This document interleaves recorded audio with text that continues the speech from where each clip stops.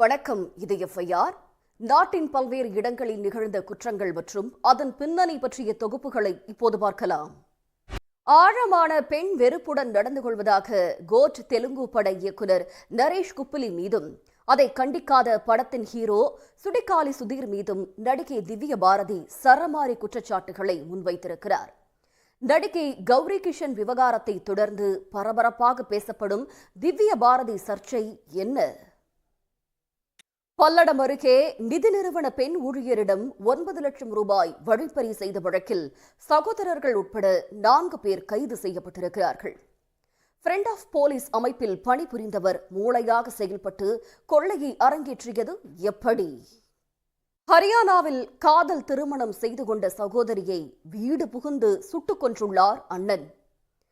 காண்போரை கதிகலங்க வைக்கும் CCTV காட்சியின் பின்னணி என்ன?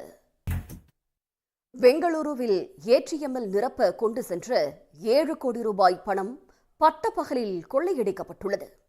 நகர் முழுவதுமாக CCTV கேமராக்கள் இருந்தும் துணிகர கொள்ளை அரங்கேற்றப்பட்டது எப்படி? திருவண்ணாமலை அருகே கணவரை இரும்பு கம்பி கட்டையால் அடித்தே கொன்றுவிட்டு தற்கொலை நாடகமாடியுள்ளார் மனைவி. தாயுடன் சேர்ந்து நடித்தவர் சிக்கியது எப்படி? FIRல் தொடர்வது சிறிய இடைவேளை. கிருஷ்ணகிரி அருகே நண்பரை கொன்று வீட்டு வளாகத்தில் புதைத்த துணி வியாபாரி கைது செய்யப்பட்டிருக்கிறார்.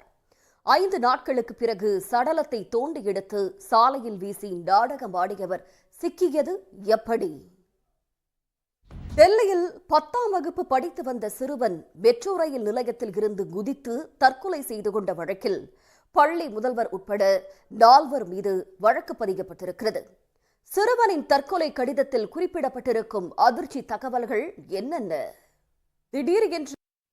திடீரென்று நேஷனல் கிரஷாக மாறிய மராத்தி நடிகை கிரிஜா ஓக் பெயரில் ஆன்லைன் மோசடிகள் அரங்கேற தொடங்கிவிட்டன.